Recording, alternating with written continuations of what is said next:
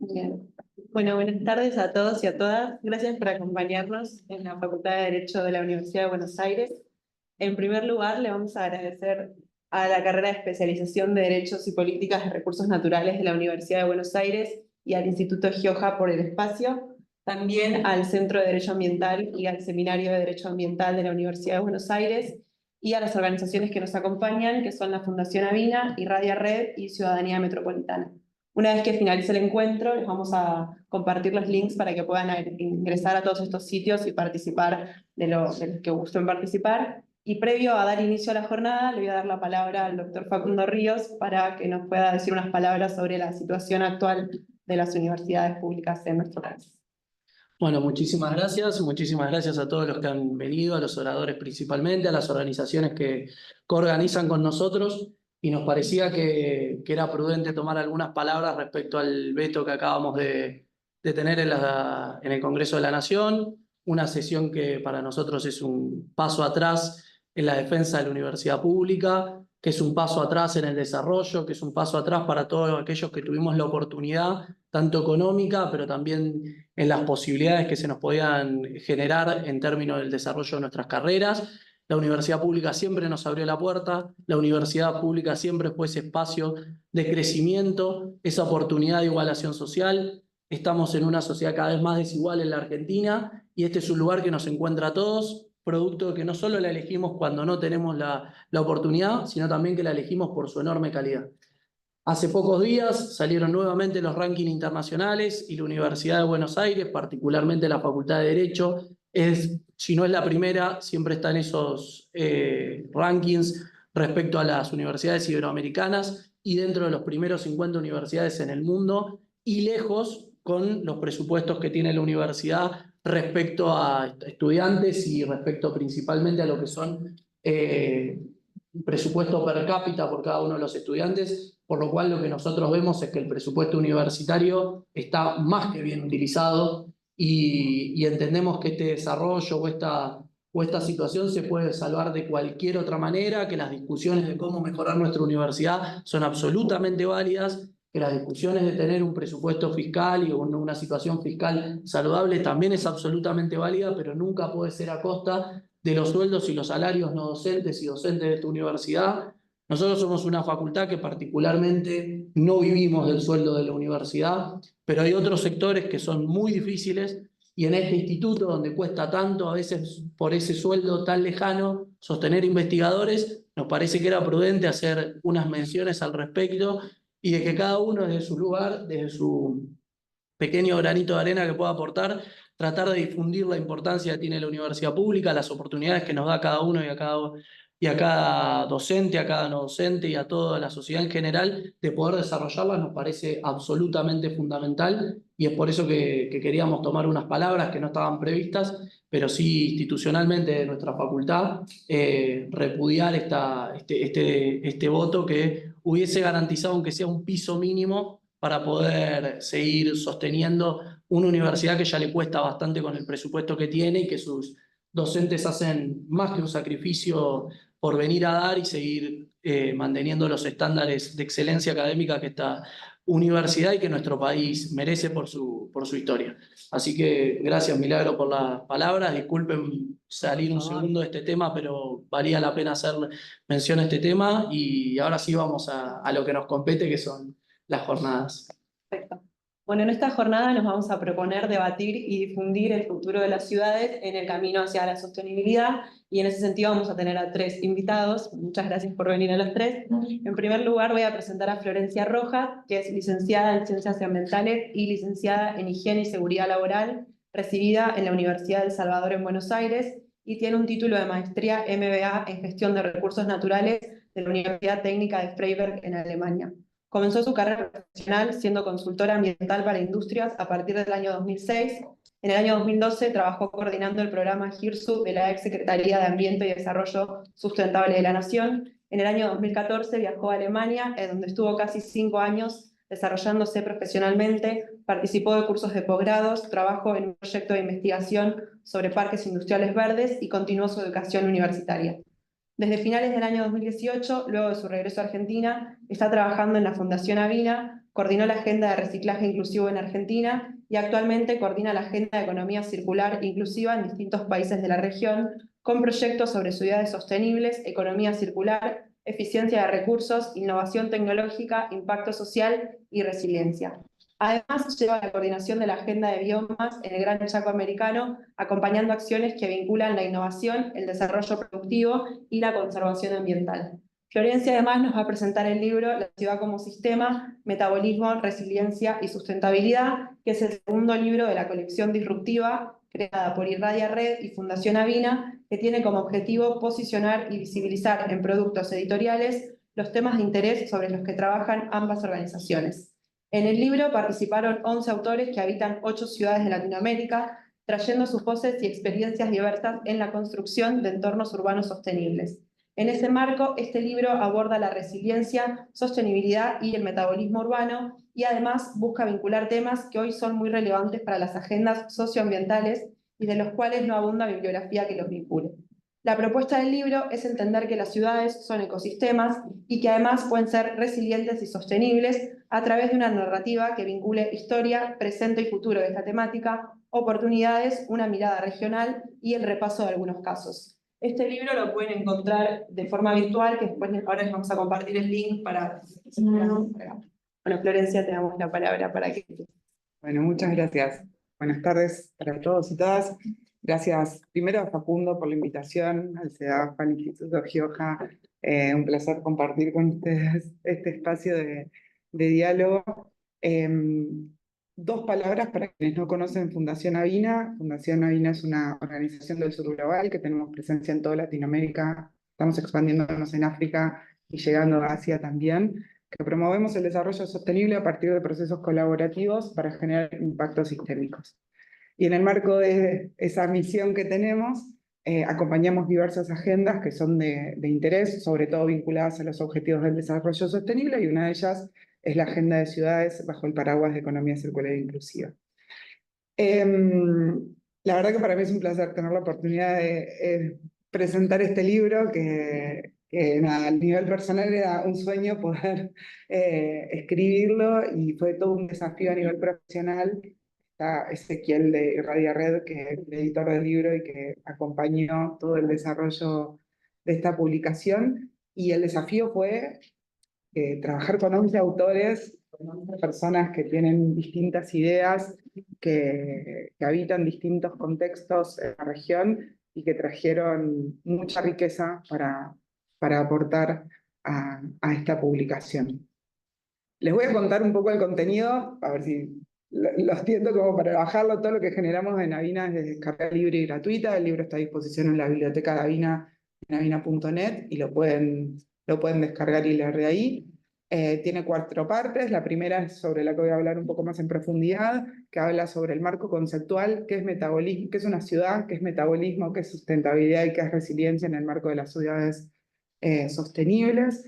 La segunda parte habla sobre el contexto de las ciudades del sur global, el contexto social, cómo los riesgos y las vulnerabilidades ambientales afectan a los habitantes de las distintas ciudades, y el contexto vinculado a la resiliencia climática, que hoy es un tema muy importante porque estamos atravesando una crisis climática y ecológica nunca vista anteriormente, y también lo abordamos desde la mirada climática. La tercera parte, que básicamente digamos, plantea 3 dimensiones, y que es el espacio en donde desde Avina demostramos cómo toda esta teoría puede llevar a la práctica. Nosotros elegimos la dimensión de la economía circular y la simbiosis industrial, las soluciones basadas en la naturaleza y la construcción de bienes comunes urbanos, para llevar al territorio innovaciones que estén vinculadas a estas temáticas y que puedan generar un cambio sistémico sobre las ciudades. Y estas 3 dimensiones, además de estar explicadas de una manera técnica y teórica en el libro, están ilustradas con casos concretos de proyectos que nosotros acompañamos en el territorio en 9 ciudades de la región, y que todos han sido muy exitosos, por suerte, y siguen continuando y buscando escala de impacto. Y finalmente, la última parte presenta estos nuevos modelos de ciudades que se empiezan a mencionar ahora, como la ciudad, las supermanzanas, la ciudad de 15 minutos, ciudades compactas que traen esta nueva mirada de sustentabilidad y resiliencia, y se pone un poco en discusión las tensiones que existen entre estos modelos y las posibilidades reales de planificación y de transformación en el contexto actual de la ciudad global. Y finalmente la propuesta de Avina de cuál es el camino que nosotros creemos que debemos transitar para poder transformar las ciudades de la condición que están ahora hacia ciudades sostenibles. Dicho esto, que es el contenido total del libro, quiero contarles los 4 conceptos que son el hilo conductor de esta publicación. Primero, que es una ciudad. Y cuando pensamos en qué es una ciudad, es muy difícil pensar en una definición que nos ayude a comparar a las distintas ciudades, porque las ciudades en la literatura y en las decisiones de planificación están definidas de acuerdo al número de habitantes o la densidad de personas que la componen. Y ahí tenemos una disparidad enorme. Para Argentina, una ciudad es un espacio territorial que contiene por lo menos 2.000 habitantes. Para Japón, uno que contiene 50.000. Es incomparable. Entonces, ahí empezamos a tener dificultades como para pensar, ok, ¿cómo pensamos en las ciudades de una manera general y buscamos brechas y oportunidades en común para replicar acciones hacia una transformación sostenible? Después, desde Naciones Unidas, establecieron una forma de tratar de estandarizar la medición a partir de un índice que es el grado de urbanidad, de urbanización, que plantea que las ciudades son aquellas que contienen cierto porcentaje de personas habitándolas. También hace un poco difícil la comparativa porque a nivel global las personas que habitan en las ciudades son alrededor del 50% y en Latinoamérica tenemos entre un 80 y un 90% de habitantes urbanos, con lo cual hay una diferencia abismal de las ciudades del sur global respecto a las del norte, también en lo que respecta al grado de urbanización. Entonces, para nosotros pensar en una ciudad es pensar en un territorio y en su funcionamiento, ¿no? En un territorio que tiene 3 componentes: un componente construido, un componente social, que somos las personas que la habitamos, la cultura, la política que hace esa ciudad, la infraestructura en el componente construido, y un componente natural, que básicamente es la biodiversidad propia que tienen las ciudades, la biodiversidad urbana. Y entre estos componentes hay transacciones constantes, hay flujos de materia y energía que se van intercambiando. Básicamente, una ciudad es un sistema, por definición. Un sistema es un conjunto de componentes en donde hay intercambios y transacciones constantes. Lo mismo es una ciudad. Y a partir de esto, de esta idea de pensar a la ciudad como sistema, y sabiendo que existen distintos tipos de sistemas urbanos en el caso de las ciudades, naturales en el caso de los bosques, las montañas, los valles, podemos trasladar la idea, por lo menos desde la teoría, de que las ciudades además son ecosistemas y que pueden funcionar al igual que funcionan los sistemas naturales. A partir de estas ideas surge el concepto de metabolismo urbano. Y el concepto de metabolismo urbano es una metáfora. Yo siempre aclaro eso al principio porque es muy difícil pensar en la comparación de una ciudad con una célula viva. La teoría nos trae que el metabolismo urbano es pensar en la analogía de funcionamiento de un entorno urbano con el funcionamiento de una célula. Yo no soy bióloga, pero voy a decir 2 funciones básicas de la célula que hacen comparable a esto con una ciudad. Una es la nutrición. En una célula entran recursos, se metabolizan y salen. Y la otra es el intercambio de materia y energía con las células que la rodean y los otros componentes. ¿Podemos pensar que eso funciona en una ciudad de la misma manera? Sí. En la ciudad entran recursos, se metabolizan, se transforman, se consumen, se construyen, generan servicios y salen. Y a partir de esto, y también las ciudades funcionan de una manera anidada, porque no están aisladas en el mundo. Las ciudades están vinculadas entre sí con otras ciudades o están vinculadas con otros ecosistemas naturales. Son parte de sí, llegamos hasta la biosfera, pero son parte de un bioma urbano y natural que se va ampliando a lo largo del territorio. Con lo cual, el funcionamiento del ecosistema urbano no depende únicamente de esas transacciones que se dan a su interior, sino que dependen de las transacciones que se dan alrededor. Y a partir de estas transacciones y de este metabolismo, desde la comunidad científica se empezaron a identificar las ineficiencias que existían. ¿Por qué? Porque si yo entro un recurso en una ciudad, lo transformo y lo desecho, genero pérdidas. Una pérdida es una ineficiencia. En un bosque eso no sucede. En un bosque o en un ecosistema natural, lo que es pérdida para una transacción es materia prima para otra y se da de una manera natural y articulada. En las ciudades eso es un poco más lineal y ahí es donde entendemos que se generan procesos de contaminación, de gestión de residuos, de emisiones gaseosas y demás. Este concepto que les estoy contando no es nada nuevo, no apareció ahora, apareció alrededor de los 50, cuando se empezó a pensar y a hablar de la relación entre las personas y la naturaleza, y tomó fuerza a partir de los 70, cuando en la primera cumbre de Estocolmo, que se llamó El hombre y el ambiente, y yo siempre digo lo mismo, cero perspectiva de género en ese momento, porque estamos hablando de 1970, un científico que se llama Bell Boltzmann dijo, vamos a calcular los flujos, vamos a calcular el metabolismo de las ciudades.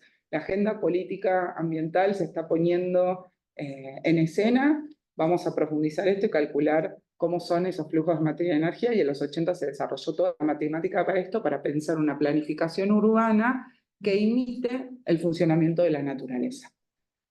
Y no se llevó tanto a la práctica, la realidad es que ahí es donde encontramos la brecha, pero también la oportunidad de que toda esta teoría pueda llevarse a la realidad. Me salgo un poco de la teoría y me voy a los datos actuales, sobre todo enfocándonos en Latinoamérica. Ya dijimos que el 80% de la población aproximadamente habita las ciudades, y las ciudades generan impactos positivos tanto como negativos. Son centros de desarrollo urbano, el 60% del PBI a nivel global se genera en las ciudades. Ocupan solo un 3% de la superficie terrestre. Las ciudades son espacios muy pequeños que albergan mucha gente, y eso genera contaminación, pérdidas, impactos y demás. Contribuyen al 75% de las emisiones de gases de efecto invernadero, tienen una contribución altísima al cambio climático, a las causas que genera el cambio climático, y en las ciudades se consume el 60% de los recursos materiales en estas transacciones que les decía antes del ingreso de la materia, y entre el 60 y el 80% de los recursos energéticos. Es muy alto el nivel de consumo de recursos. Y por supuesto, hay en general, estamos hablando del contexto regional de Latinoamérica, altísimos niveles de desigualdad, porque el último estudio al cual yo puedo acceder, que es de Naciones Unidas del 2016, habla de 828 millones de personas que viven en áreas de alta vulnerabilidad, a lo cual los impactos sociales son muy significativos. Ante este contexto y con ese marco de pensar a la ciudad de otra manera y pensar a la ciudad como un ecosistema, claramente se necesita una transformación, se necesita darle una vuelta a los procesos de planificación urbana y traer algunas alternativas vinculadas a la sustentabilidad. ¿Y de dónde vienen y acá ya me meto a contarles un poco con el concepto de desarrollo sostenible? Creo que todos conocen qué es el desarrollo sostenible, desde dónde se origina, pero básicamente lo que busca el desarrollo sostenible es que haya un crecimiento económico, una buena calidad ambiental y un desarrollo social equitativo, y que las tres patas y sus tres pilares funcionen también de manera sistémica. En el libro hay una amplia discusión sobre por qué sí y por qué no el desarrollo sostenible, porque hay corrientes de literatura que hablan que el desarrollo sostenible está pensado únicamente en términos de crecimiento de PBI y vinculado al desarrollo económico, y deja totalmente por fuera el desarrollo ambiental y social, y hay otras corrientes que lo ven como una oportunidad. Pero en este caso lo vamos a mirar de una manera positiva, como una oportunidad, y como la plataforma para la transformación de esas ciudades. El concepto de desarrollo sostenible, de garantizar que las necesidades básicas de las generaciones presentes se puedan trasladar a las necesidades básicas de las generaciones futuras, empezó a difundirse a todos los órdenes de la vida, ¿no? A través de los objetivos del desarrollo sostenible. Entonces, tenemos ciudades sostenibles, tenemos modelos de producción y consumo sostenibles, tenemos distintos tipos de actividades vinculadas a la sostenibilidad.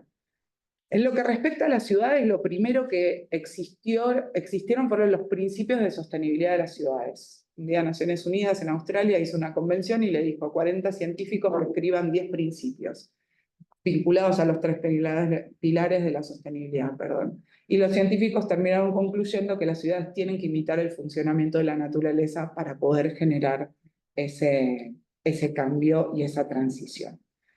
Más tarde, después de estos principios que se escribieron en el 2002, llegaron los Objetivos del Desarrollo Sustentable en el 2015, y ahí tenemos un objetivo que es el 11, que dice que las ciudades tienen que ser sostenibles, inclusivas, seguras y resilientes. Y leo porque hay cosas que, por supuesto, que no me acuerdo de memoria. Pero, bueno, entonces, estos objetivos son tomados por los distintos países para aplicar las metas que se establecen en cada uno de ellos y transitar hacia modelos transformados de la realidad que tenemos en la actualidad o en los últimos años. Y a través de estos objetivos, digamos, lo primero que tenemos que hacer es definir qué es una ciudad sostenible. Y así como no hay una definición unánime de ciudad, tampoco hay una definición establecida y unánime de ciudad sostenible, porque cada país tiene su definición. También van a ver en el libro que cuando recorremos los países de Latinoamérica, aquellos que abordan la agenda de ciudades sostenibles tienen una definición única, pero que en todas se repiten algunos conceptos, como el de justicia social, como el de buena calidad ambiental, como el acceso a un ambiente sano, y algunos otros conceptos que ya creo que todos los que están acá conocen, pero lo que decidimos fue definir o elaborar nuestra propia definición de ciudad sostenible. Entonces, para nosotros la ciudad sostenible es aquella en donde se pueda garantizar el desarrollo socioeconómico desacoplado del consumo de recursos. ¿Qué quiere decir esto? El desacoplamiento de recursos es crecer en PBI, pero disminuir en impactos ambientales y en consumo de recursos naturales, y de esta manera garantizar la equidad social y la estabilidad o el bienestar ecológico. Hasta acá todo muy linda la teoría, pero ¿cómo llevamos esto a la práctica? Ese es el gran desafío. Y yo les traigo 2 propuestas que están en el libro y hay algunas más también. Por un lado, lo que establece el Panel Internacional de Recursos, que es el órgano global que estudia el consumo de recursos materiales energéticos en todo el mundo, y que en el 2018 escribió un libro que es El peso de las ciudades, y que ese libro justamente dice cuánto pesa el consumo de recursos en los entornos urbanos, y retoma la idea de metabolismo urbano que fue abandonada ya por los 80, cuando un buen científico hizo todos los cálculos matemáticos y dijeron esto es un poco complicado, entonces lo vamos a dejar por acá, y quedó un poco olvidado en el tiempo. Pero el Panel Internacional de Recursos retoma esa idea y dice que necesitamos cambiar los modelos de planificación, necesitamos repensar cómo se planifican las ciudades. La gran mayoría de las ciudades en Latinoamérica no tienen un modelo de planificación formal, van creciendo en función de cómo la población se va instalando y hay un desorden muy evidente en ese crecimiento. Lo otro que dicen es, pensemos en modelos compactos de ciudades, achiquemos distancias, evitemos transporte, evitemos traslado, evitemos emisiones. Abordemos la ciudad de una manera sistémica. ¿Podemos pensar en todas las cadenas de valor que atraviesan todas las ciudades? Sí, pero también lo podemos hacer de a poco e ir por cadena de valor. Y, por supuesto, promueven el monitoreo de la generación de datos, que es la gran falencia que tenemos en estos temas, que no tenemos datos duros para poder planificar de una manera ordenada. Y la otra pata de Naciones Unidas que habla sobre esto y que trae acciones concretas de implementación, y es como la especie de Biblia de las ciudades sustentables, es la nueva Agenda Urbana de ONU Habitat, que establece cuáles son los conceptos y las acciones concretas que podemos implementar en la ciudad para llevar adelante esta transformación. Para completar el título del libro, les hablé de metabolismo, les hablé de ciudad, les hablé de sustentabilidad y les comento brevemente el concepto de resiliencia, que tampoco es un concepto nuevo, que a partir de los 70 se empezó a popularizar pensando en la adaptación de las ciudades a los desastres naturales. Y hoy está muy vinculado a la adaptación de las ciudades a los impactos climáticos. Nosotros queremos ir un poco más allá y trascender el impacto climático y pensar que la resiliencia es la capacidad de adaptarse que tiene un individuo o que tiene una comunidad a cualquier tipo de impacto agudo o estrés crónico, que puede ser una crisis económica, que puede ser una pandemia o que puede ser una inundación debida a la deforestación y no sé, el impacto climático que esté vinculado a eso. Con estos tres conceptos, y ya voy terminando, establecimos las bases del hilo conductor de este libro. Todos los demás capítulos están vinculados a estos tres grandes conceptos. Pero quiero terminar con quien propone acciones concretas para el cambio, que es un ecólogo alemán que se llama Helmut Bossel, y que dice que las ciudades en realidad tienen que ser ecosistemas urbanos sostenibles. O sea, ya directamente habla de la ciudad como un ecosistema. Y propone algunas acciones necesarias o algunas condiciones necesarias que tienen que tener las ciudades para constituirse en ecosistemas sostenibles. Primero, que sean saludables, o sea, que tenga una disponibilidad de recursos tal que pueda funcionar, así como una célula. La célula que funciona es la célula que tiene materia y energía suficiente para metabolizar e intercambiar con las células que la rodean.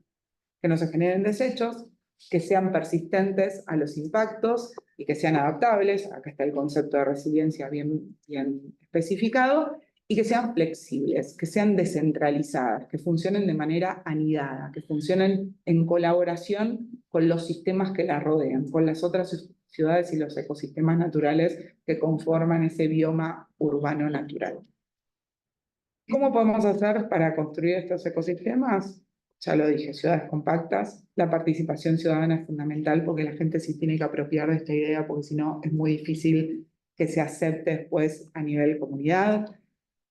Las alianzas multisectoriales para que esto se haga de una manera en donde el sector público, el privado, la academia y todos puedan trabajar en conjunto para este nuevo diseño de ciudades, buscar la garantía del cuidado a la identidad cultural de esa ciudad, porque las ciudades tienen su cultura propia y las comunidades que habitan las ciudades también, valorizar el espacio público como un espacio de encuentro, como un espacio seguro, como un espacio de reclamo, como un espacio de cuidado, en muchos casos, como un espacio de comercialización, pensar en nuevos modelos de producción y consumo y acá sí abordar a las cadenas de valor que atraviesan las ciudades de una manera metabólicamente eficiente y circular en ciclos cerrados para evitar la generación de residuos, fomentar la educación pública, las economías locales, las cadenas cortas de valor, nuevos modelos de producción y consumo. Y para terminar, y creo que es lo que nos puede encontrar acá desde mi mirada técnica y la mirada legal,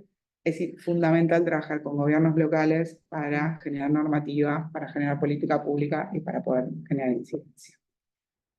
Muchas gracias.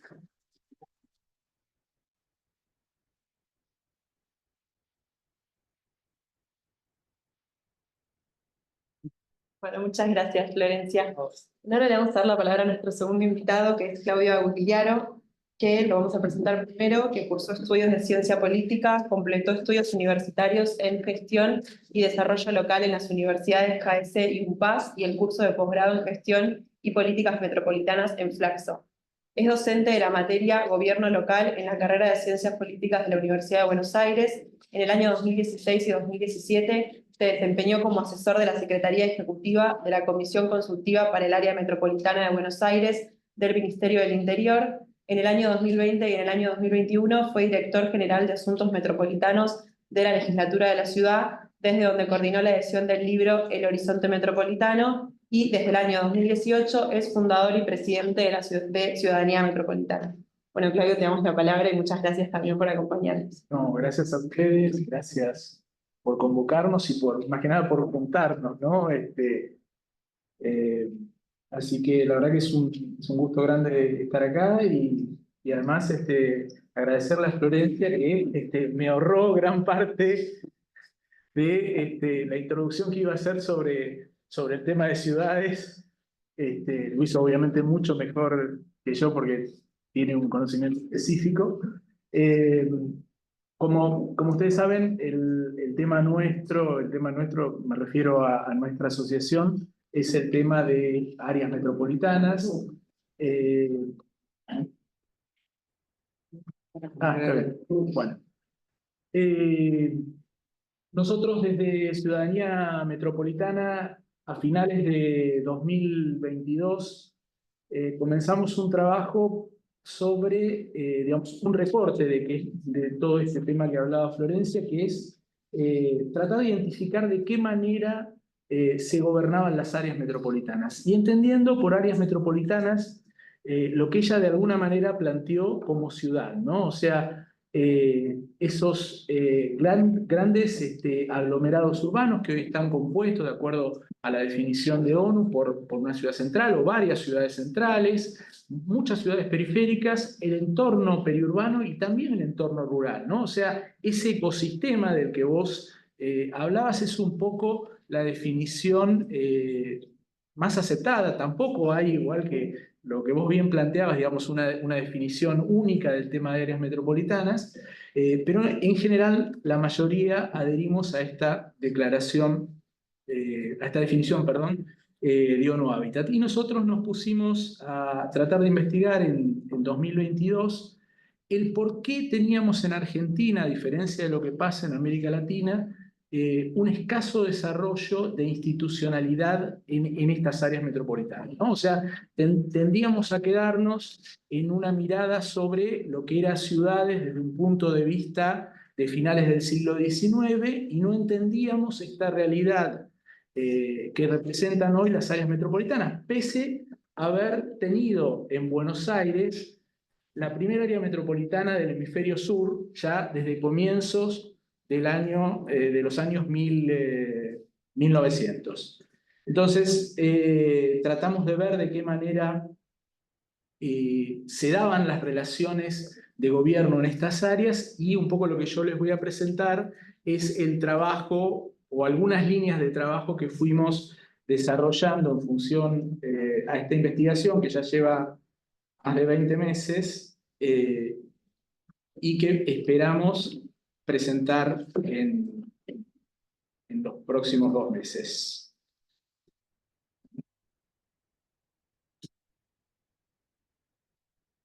Bueno,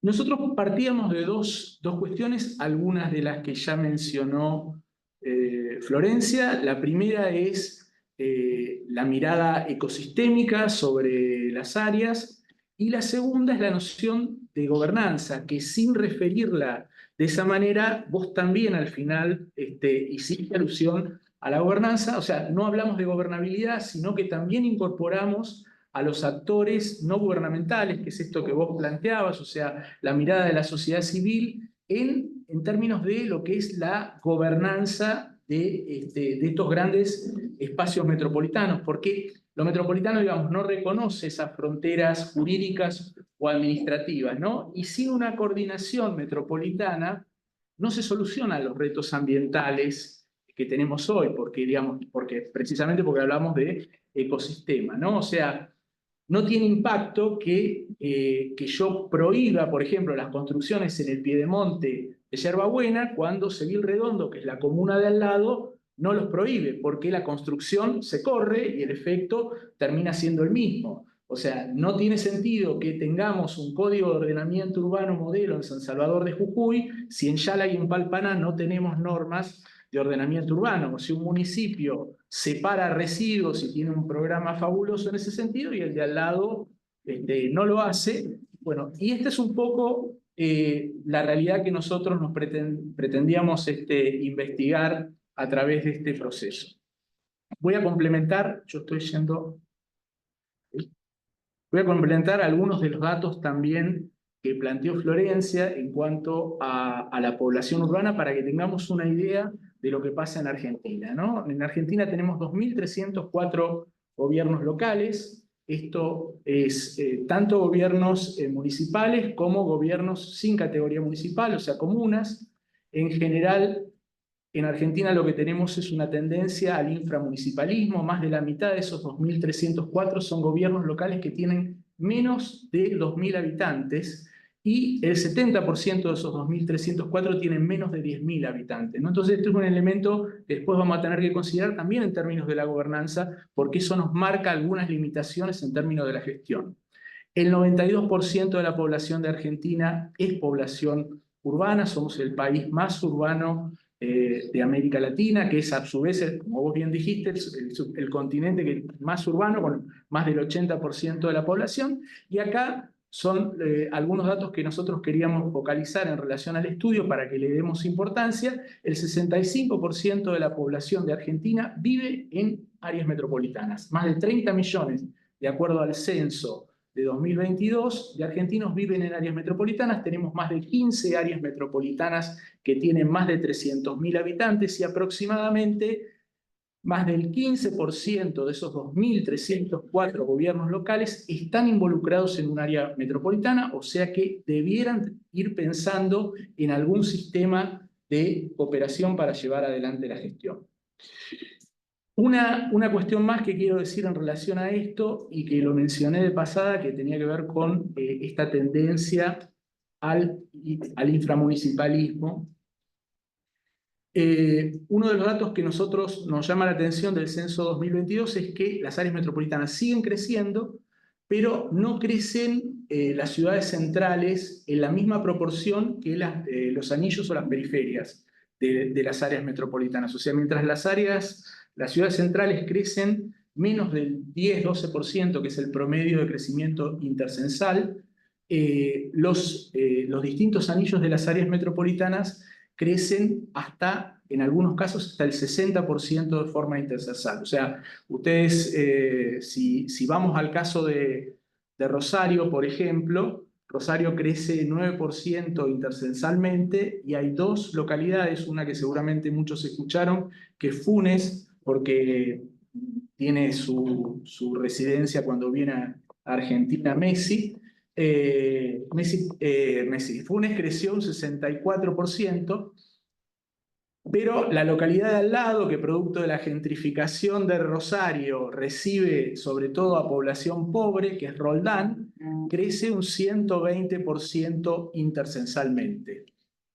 Entonces, esto nos plantea un desafío en términos de gestión, digamos, de pensar esa cooperación, porque además las áreas que más están creciendo, los municipios sobre los cuales se está volcando en gran parte ese crecimiento de la población en las áreas metropolitanas, son los que menos recursos tienen para hacer frente a la prestación de servicios, porque son los municipios más chicos, ¿no? Vos hablabas de una mirada planificada, digamos, y esto justifica, digamos, una mirada planificada, porque las ciudades centrales no se hacen cargo de las consecuencias negativas, digamos, de lo que significa el tema de la conurbación, porque no hay una mirada planificada. Entonces, esto ya spoileando algunas de las cosas que nosotros vamos a plantear. Vamos ahora sí a... Si funciona. Bueno. A ver, las principales reflexiones que nosotros hacemos en relación al estudio...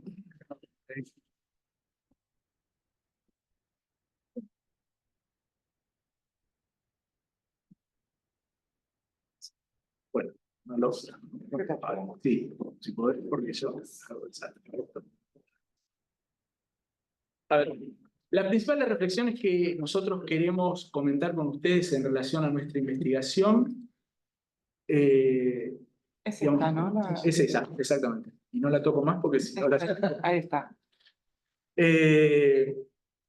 En primer lugar, lo que nosotros detectamos es que obviamente hay una carencia de marcos e incentivos para la gestión metropolitana. O sea, tenemos una carencia porque no tenemos una referencia federal. Nosotros no tenemos, a diferencia de lo que pasa en otros países de América Latina, como por ejemplo Brasil y México, por citar los casos federales, digamos, ni una ley federal de áreas metropolitanas, ni una cláusula constitucional de áreas metropolitanas. O sea, Brasil tiene un estatuto de ciudades, tiene un estatuto de las metrópolis, tiene un ministerio de ciudades, con políticas que atienden las realidades metropolitanas. Nosotros ni siquiera tenemos una definición de áreas metropolitanas. La única definición que nosotros tenemos es la definición del INDEC, de aglomerado urbano, que ni siquiera respeta esta definición que habíamos mencionado al comienzo de ONU Habitat. Para que tengan una idea, hoy la aglomeración de Rosario es la ciudad de Rosario más 31 localidades, y para el INDEC, cuando mide los aglomerados urbanos, es Rosario más 7. O sea que estamos trabajando sobre territorio de fantasía. Y vos mencionaste la carencia de datos. Bueno, o sea, los pocos datos que nosotros relevamos, los relevamos sobre una realidad que hoy ya no es en materia metropolitana. Esa carencia de normativa, de un marco, de un encuadre legal, también lo que hace es que el tema sea un tema que no aparece en la agenda pública. O sea, no encontramos programas que atiendan a lo metropolitano. El Estado Nacional tenía un programa básicamente que era producto de la cooperación internacional, que era el programa DAMI, Desarrollo de Áreas Metropolitanas del Interior, y era un programa que, como tenía financiamiento BID, en toda esta restricción en la que estamos viviendo, ese programa hoy por hoy no tiene más financiamiento. Entonces la única línea de acción política que tenía el Ministerio del Interior en relación a las áreas metropolitanas, hoy ya no la tenemos. Otro tema que nos aparecía como un tema a trabajar, pensando en una gobernanza metropolitana, es el tema de las autonomías municipales, ¿no? Que es un tema que digamos, siempre permanece en discusión. No lo saldó el artículo 123 de la Constitución. Hoy es un tema que está permanentemente judicializado. Vamos a encontrar en la Corte muchos casos en relación a las competencias municipales, y ese es un tema que también tiene impacto por la cuestión de competencias en las áreas metropolitanas, ¿no? Porque nosotros, igual que lo que vos mencionabas, digamos, nosotros creemos que hay que potenciar el rol de los gobiernos locales. Acá nadie está tratando de generar una nueva estructura, un nuevo nivel de gobierno, sino estructuras flexibles que puedan atender las necesidades de lo que hoy significa gobernar los territorios metropolitanos. La segunda cuestión, que es derivada de la primera, es la debilidad que nosotros encontramos al momento de tratar de estructurar los organismos de cooperación metropolitanos, ¿no? O sea, como no hay un marco normativo, en general encontramos que las pocas estructuras que se crean para tratar de gestionar los temas que son claramente metropolitanos, como transporte, cuencas, residuos, obviamente también el tema de la planificación urbana, en general tienen una institucionalidad débil. En muchos casos vamos a encontrar, en el mejor de los casos, encontramos alguna coordinación o alguna mesa de intendentes sin equipos técnicos suficientes que puedan llevar adelante digamos, las decisiones que se toman en esas mesas técnicas, ¿no? No hay tampoco tendencia a articular con los gobiernos provinciales, y la articulación entre los distintos actores es una cuestión fundamental cuando hablamos de áreas metropolitanas. La segunda cuestión es el financiamiento insuficiente. Nosotros relevamos 15 casos de áreas metropolitanas del interior de Argentina. En el 50% de los casos ni siquiera hay financiamiento de la estructura del ente, o sea, mucho menos de los programas que se acuerdan o se derivan. En la mayoría de los casos, el financiamiento de este programa que yo mencioné, que en este momento ya no tiene vigencia.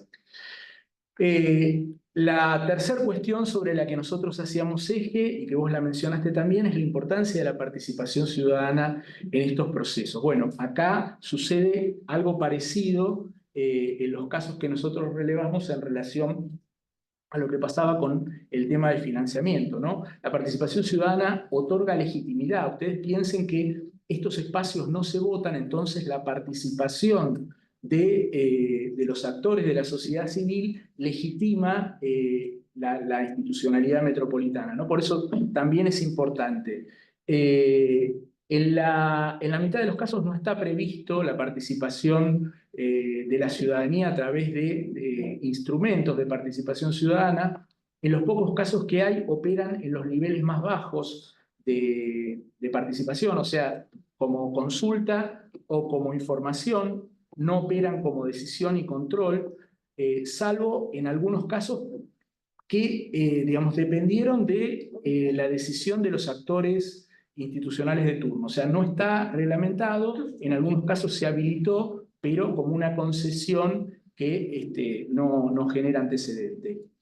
Hay otro tema que nos pareció importante y que alguna cosa ya mencioné al comienzo, y que esto es de alguna manera genérico en relación de los problemas que presentan los gobiernos locales en Argentina, que tiene que ver con la carencia de equipos con capacidades técnicas para la gestión. Yo estuve hace un mes y medio en la precumbre de CIAL, que es la cumbre iberoamericana de hábitat de América Latina y el Caribe, que se hizo en Santa Fe, y el gobierno de la provincia de Santa Fe planteó un dato que me parece interesante compartir con ustedes. El 40% de los gobiernos locales de Santa Fe no tiene recursos capacitados para atender la planificación, y el 73% de los gobiernos ni siquiera tiene alguna acción vinculada a la planificación o al ordenamiento territorial.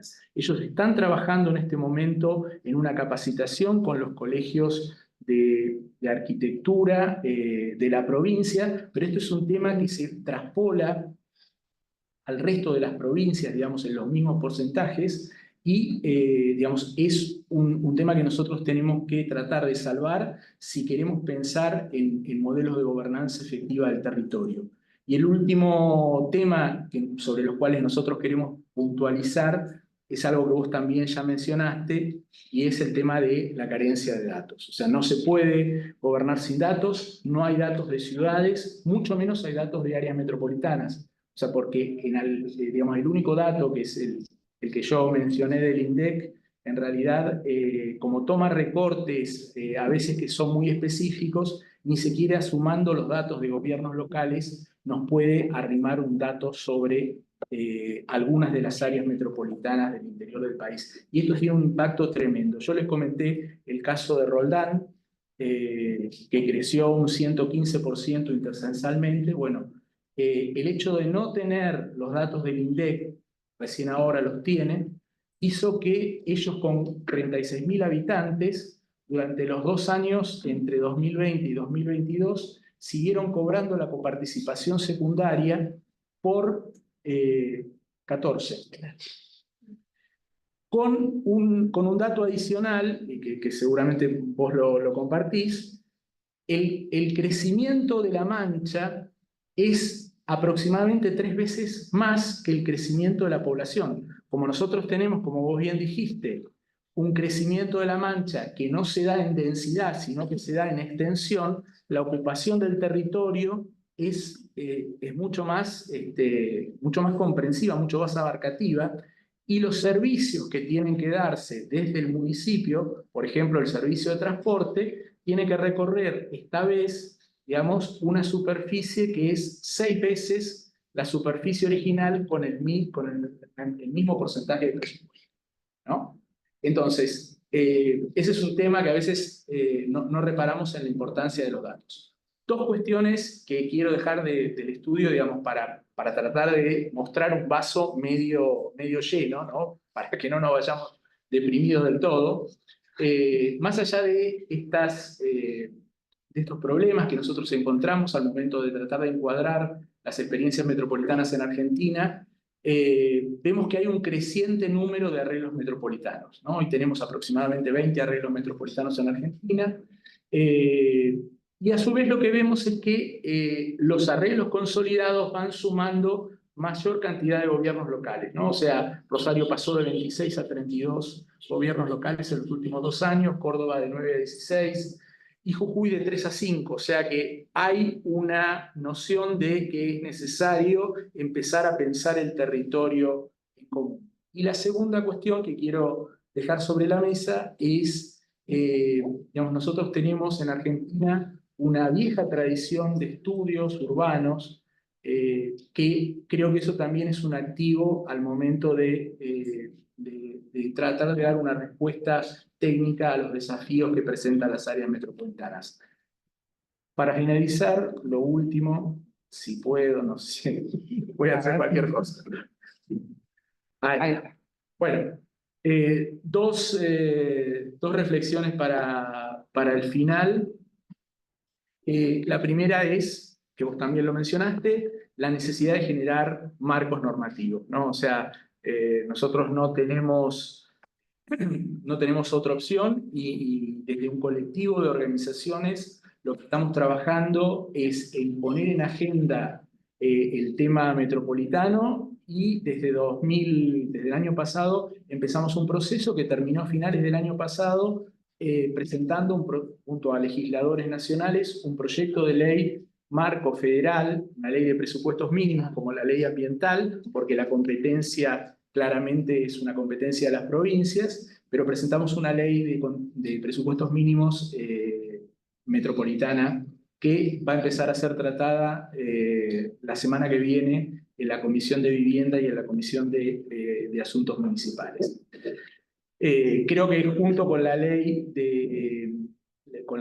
federal metropolitana también hay que pensar en una ley de ordenamiento territorial a nivel nacional, o sea, esas dos cuestiones tienen que ver con la primera cuestión que yo dejo como desafío, que es los marcos normativos, y la segunda cuestión que me parece que es interesante poder tratar de explorar para tratar de encontrar mejores respuestas, yo tengo mucho diálogo con organismos metropolitanos y con organizaciones de la sociedad civil, tanto de Brasil como de México, y más allá de las diferencias que tenemos en cuanto a los avances normativos, lo que podemos observar es que el nivel del debate va por los mismos andariveles, ¿no? O sea, creo que todos en relación al tema de áreas metropolitanas estamos discutiendo cómo mejorar los organismos de gobernanza, pero fundamentalmente estamos discutiendo dos cuestiones.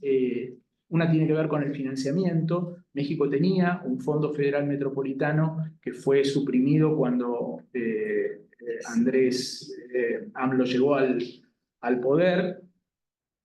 Y el tema del financiamiento también es un tema para Brasil. Y la segunda cuestión que tenemos en común es cómo incorporar la participación ciudadana en estos procesos de decisiones, ¿no? Entonces, ese debate, hoy, por ejemplo, la FEM, que es el Foro de Entidades Metropolitanas de Brasil, ha elevado una nota precisamente con algunas consideraciones sobre estos dos temas al Ministerio de Ciudades, y tiene muchas de las reflexiones que nosotros incorporamos en el proyecto de ley que presentamos el año pasado. Entonces me parece que pensar en amplificar el debate, incorporar a los restantes países federales en un debate en común puede llegar a enriquecernos a todos. Así que esos dos desafíos dejo sobre la mesa, sobre todo para ustedes desde Avina. Me parece que es una línea para pensar en poder trabajar en común. Así que muchas gracias.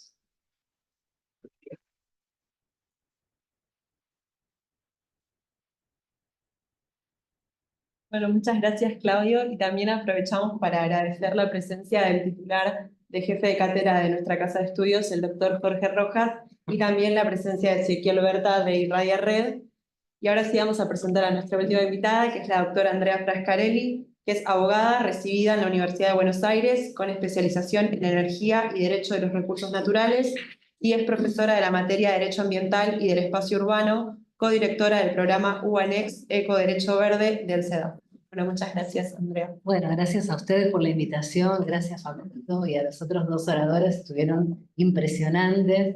Bueno, yo soy docente de Derecho Ambiental y entonces en ese imaginario yo me planteé, digamos, una charla que tuviera que ver con cómo van surgiendo las ciudades y cuáles son, digamos, los aspectos ambientales que nosotros tenemos con respecto a las ciudades. Y voy a ir un poco a este tema de marco normativo que dijiste, porque no lo quiero dejar pasar para poder, digamos, para que tengamos una visión, para que se lleven una visión de lo que pienso. En realidad, cuando hablamos de recursos naturales, también hablamos de recursos culturales. Y nosotros entendemos que el ambiente es nuestro recurso, entendemos que las ciudades son un recurso en sí mismo, ¿no?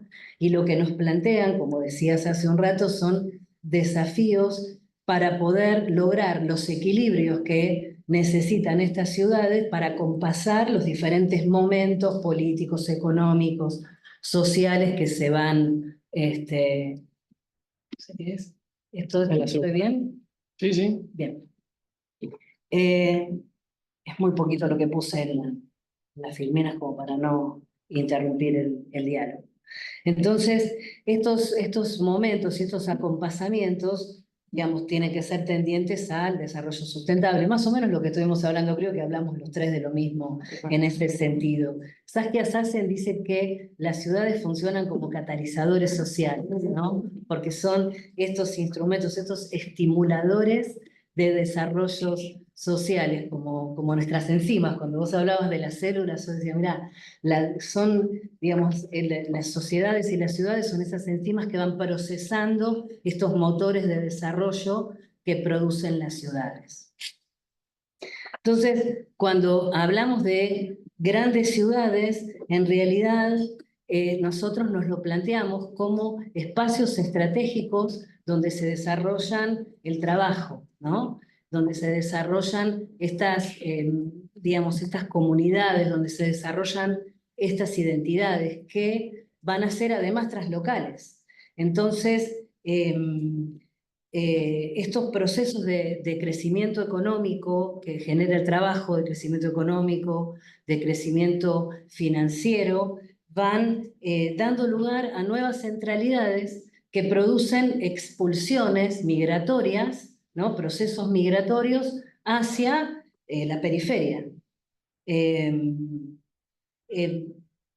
tema de esto que también lo hablaron ustedes antes, es que en estas nuevas centralidades se generan espacios que van a ser ocupados por actores sociales diferentes a los que les eran propios. Con lo cual ahí ya generamos un tema ambiental también, ¿no? Social. Porque en realidad lo que a nosotros nos desvela es traspolar lo ambiental a lo social. Siempre estamos pensando en esta idea, porque en nuestro país protegemos con la misma normativa los recursos naturales y los recursos culturales. Entonces, ¿cómo traspolamos estas cuestiones que vemos en los recursos naturales, cómo las podemos ver en la sociedad?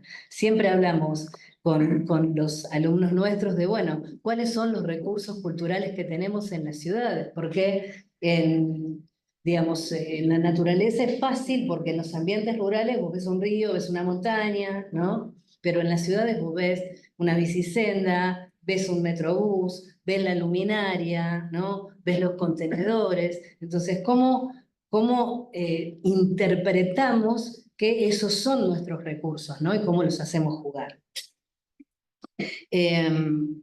Yo me estoy perdiendo de la presentación, si me disculpan, ¿eh? ¿Cómo hago? Para abajo con la rayita. Puede estar lento, si querés lo hacemos nosotros. Y seguir, te tratamos de dar seguimiento.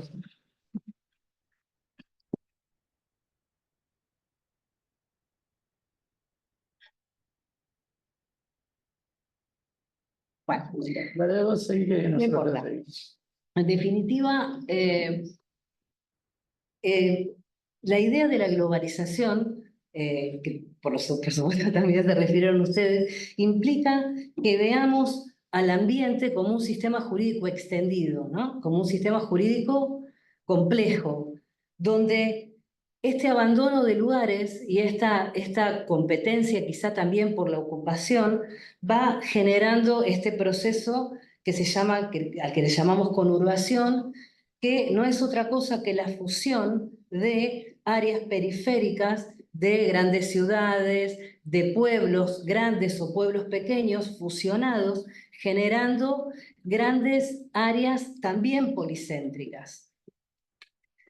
Entonces, este ambiente urbano tiene una complejidad que nos invita a entender que hay sectores que van a ocupar estas nuevas centralidades, que son sectores hiperespecializados, que además tienen acceso a remuneraciones altísimas que otros sectores no tienen, que otros sectores no acceden. Y es lo que Sassen dice extractivismo ambiental urbano, ¿no? Ella plantea que en las ciudades globales hay generación de recursos que tienen que ver con, digamos, el abastecimiento a empresas y a mercados a distancia. Entonces, eso es lo que toman del trabajo digamos, las empresas y el sistema es extractivista porque en las ciudades no queda nada, o sea, todo se lo llevan afuera, este producto del trabajo de esta sociedad se va y no queda nada como recurso de resiliente como para poder seguir abasteciendo a esta ciudad este recurso, se va, ¿no? Por eso ella habla de extractivismo ambiental urbano. No sé si vamos con el tema entonces, lo que tendríamos que, digamos, hacer foco con respecto a las cuestiones sociales, como hablabas hace un rato, Flor, es pensar a la ciudad más allá de la ciudad, ¿no? Ver estos sectores, estas nuevas centralidades y esta periferia urbana, ver cómo integrarla. El gran tema es cómo integramos, digamos, nuestra ciudad. Nosotros tenemos un sur que está muy poco integrado, que es riquísimo, y que no logramos, digamos, generar procesos de integración, ¿no? En cuanto a la recuperación del espacio urbano, es central porque, digamos, es estratégica respecto a otorgar valor a estas zonas que también son centrales en nuestra ciudad, ¿no? Entonces, la estrategia de visualización, la estrategia de incorporación, ¿cómo la logramos? Entonces, hablábamos de los ODS, ¿no? De los Objetivos de Desarrollo Sustentable que surgen ahí, como dijimos, en el 2015, con esta nueva agenda urbana. Estos Objetivos de Desarrollo Sustentable que, como dijimos, también tienen sus metas, están planteados específicamente para hablar de ciudades. También, digamos, por supuesto que recorren temas que tienen que ver con la erradicación de la pobreza, del hambre y de la salud, pero hay algunos que hoy hablaba Facundo al principio, esas palabras me quedaron resonando también. Nosotros desde las universidades, ¿qué nos toca, no? Nos toca alguno de estos ODS que tienen que ver con la educación de calidad, ¿no? La educación de calidad y la integración a las ciudades de este factor es un factor que nos atañe a nosotros principalmente también. Bueno, hay otros, el agua limpia, el trabajo decente, la reducción de las desigualdades, pero otro que también nos toca a nosotros como universidades, creo yo, es el 16, creo que habla de paz, de justicia y de instituciones sólidas, porque la solidez de las instituciones, bueno, en este momento, ¿no? Lo hablamos también, que no es digamos, una situación que ocurra descolgadamente en los discursos que nosotros damos académicos, sino que lo que hablamos en las universidades es un reflejo de lo que pasa en la sociedad, y es concreto, y es justamente el día de hoy que estamos hablando de esto, ¿no? Es importante, digamos, rescatarlo, porque las instituciones sólidas, en definitiva, son vectores para la paz y para la justicia. ¿Cómo incorporamos entonces, cómo integramos el rol de las universidades en la planificación para la valorización de las ciudades? Es importante. Entonces, ¿y por qué necesitamos integrar a las universidades en la planificación para recuperación de las zonas urbanas? Porque las universidades generamos pensamiento crítico. Las universidades generamos formulación de propuestas alternativas y se nos busca para eso. Con lo cual, no deberíamos perder de vista en la planificación para la integración el rol de la universidad.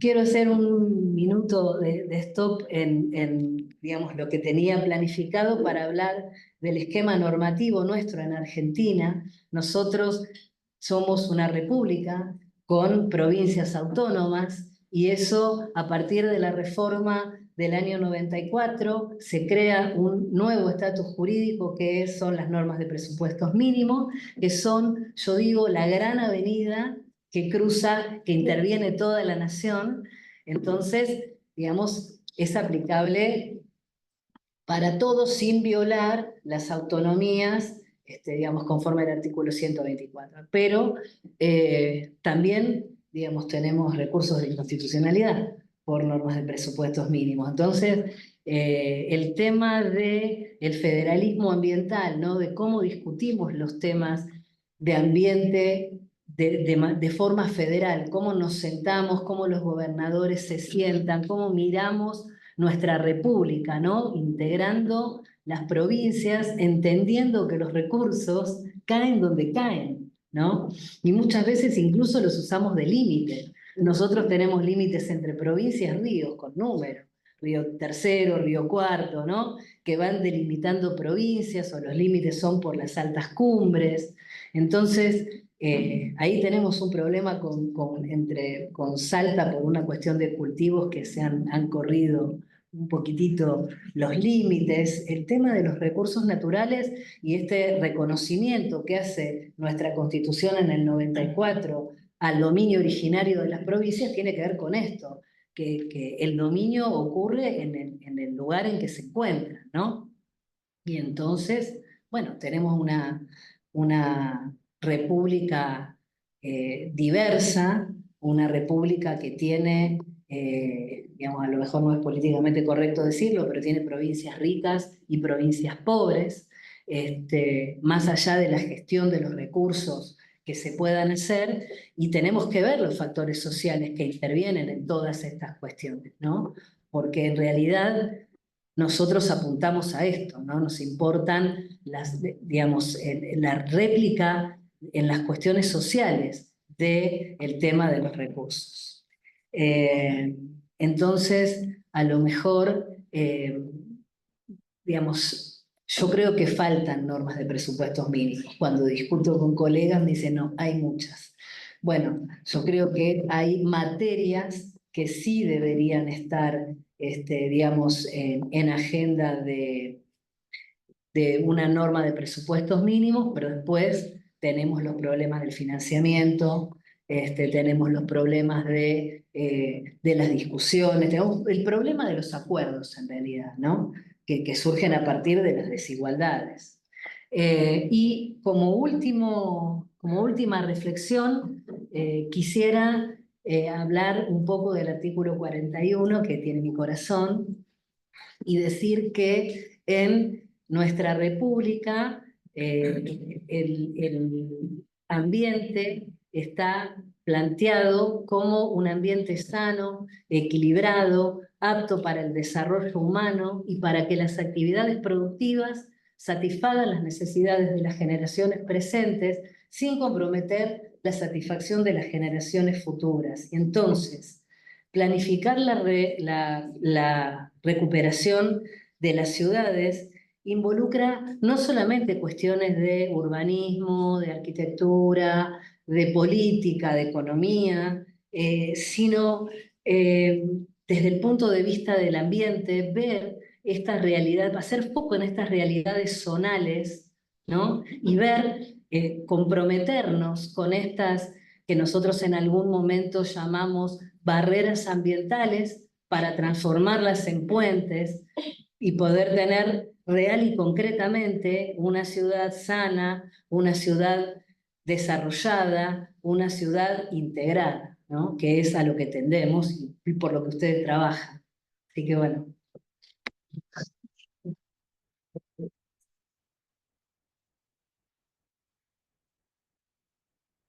Dos días. 5 minutos. Dos preguntas. Bueno, Dos preguntas. dale. Bueno, muchas gracias.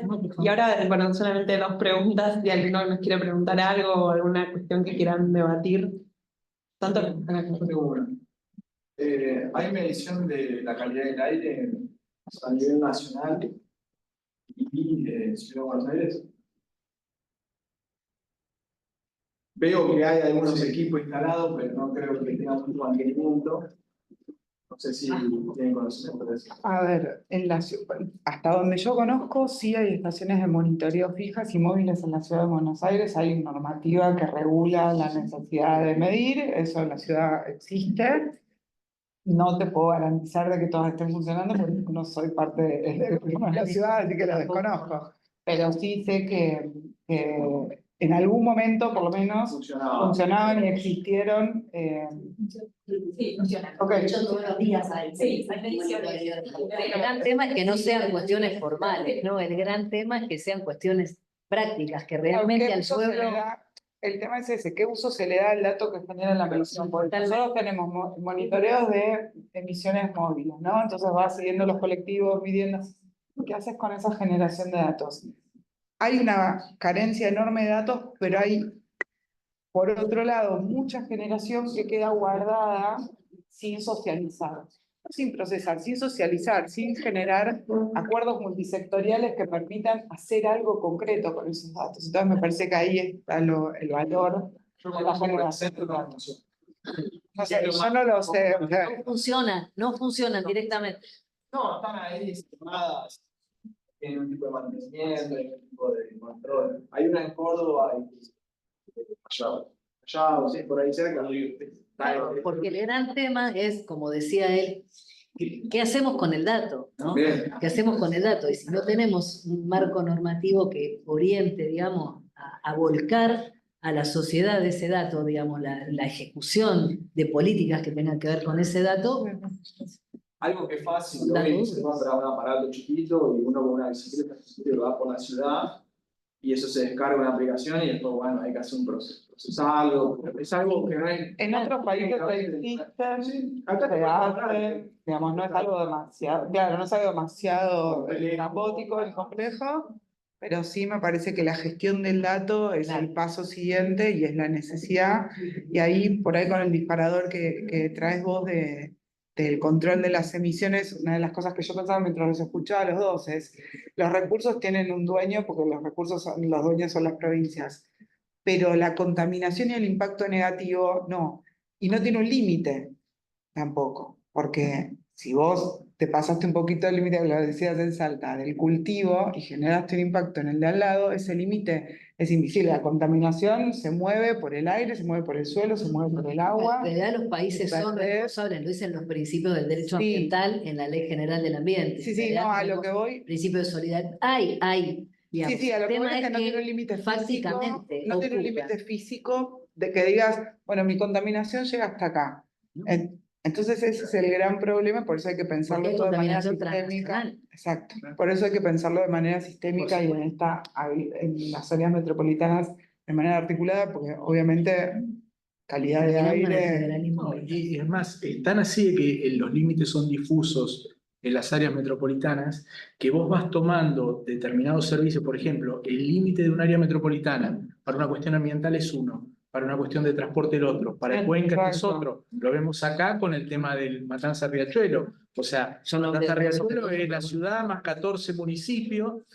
Cuando nosotros nos referimos al área metropolitana, a la región metropolitana de Buenos Aires, estamos hablando hasta la ruta 6, o sea, Buenos Aires más 40. Esa es la definición más aceptada, no es oficial porque no tenemos definición oficial. De hecho, el gobierno anterior, cuando dictó los decretos del ASPO, hizo 3 decretos distintos con 3 cantidades distintas de gobiernos del área metropolitana de Buenos Aires, porque no hay una definición unificada. Y después cuando cierra las escuelas y la ciudad recurre ante la Corte Suprema, en la respuesta que da el fallo de la Corte Suprema, lo que se establece es que la nación no puede definir un área metropolitana, que la tienen que hacer en función del 124 de la Constitución, la ciudad y la provincia de Buenos Aires. Entonces, para ver que no tenemos límites ni tenemos definición, es un tema a trabajar. Y no tenemos acuerdo. No, obviamente, eso es mucho menos complejo.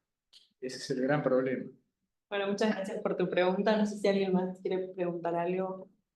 No, yo quería también reflexionar sobre la ausencia de datos y de información, que es lo que también impide la participación, que es algo que también mencionaron en los dos. Y el acceso a la información pública ambiental. Que es el requisito básico para después la participación y que esa participación también sea de calidad, ¿no? Sí, mismo de lo que decía, o sea, yo como ciudadano veo que no funciona. ¿Dónde voy? ¿Recurro? ¿Cómo sé que eso se controla? ¿No? O sea, es como, generar mecanismos para que también nosotros como ciudadanos nos sintamos parte de ese cambio, o ese cambio que se quiere. Bueno. Bueno, entonces vamos a dar por finalizada la jornada. Agradecemos nuevamente a nuestros tres invitados y también a quienes nos acompañaron, tanto de forma presencial como de forma virtual. Y bueno, los esperamos para las futuras jornadas sobre esta temática. Y bueno, muchas gracias por venir.